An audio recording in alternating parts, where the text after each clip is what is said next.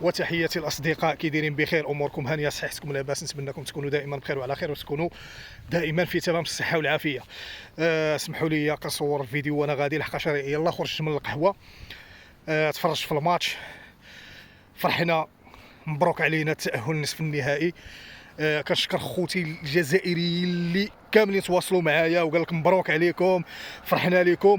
سيرتو منين دخلت لي ريزو سوسيو لقيت بزاف ديال لي زالجيريان حتى الاعلام ديالهم فرحانين صراحه. كنشكركم من القلب، وان شاء الله غدا غنكون حاضر ناظر في الماتش ديال الجزائر اللي غادي يكون ماتش صعيب مع نيجيريا. ماتش غادي يكون قاصح، ان شاء الله غادي نشجع خوتي من القلب.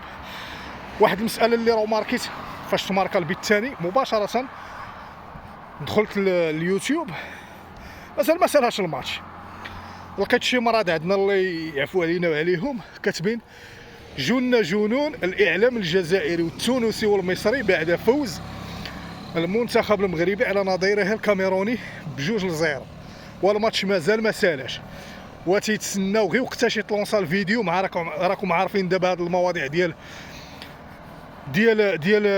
يعني الملخصات المباريات ديال هاد المباراه بالخصوص تكون ضاربه في الطوندونس وكلشي غيكون كيهضر عليها. وهاد الناس هادو خوتي راه لا حول ولا قوه الا بالله العلي العظيم.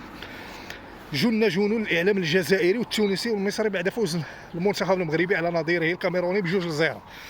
واش الجزائر مسوقين لك؟ الله يهديك اصاحبي، وربحتي بصحتك وراحتك، ربحنا بصحتنا وراحتنا، ربحوا بصحتهم وراحتهم، علاش هاد الفتنه هادي؟ على اي كنشكروا كاع خوتنا اللي ساندونا.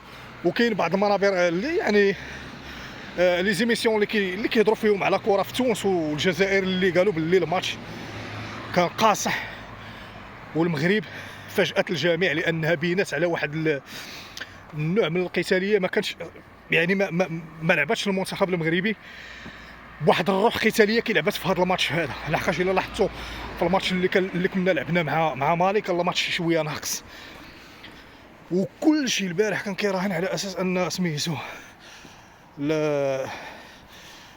سميتو الكاميرون غادي تقصير المغرب، ولكن قدر الله ما شاء فعل، والامور راهي دازت مزيانه. كنشكروا كاع الناس اللي مساندين المنتخب، وكاع الناس اللي واقفين معنا قلبا وقالبا. خوتي ما نزيدش نطول عليكم اكثر من هكا باش ما يكونش الفيديو ممل.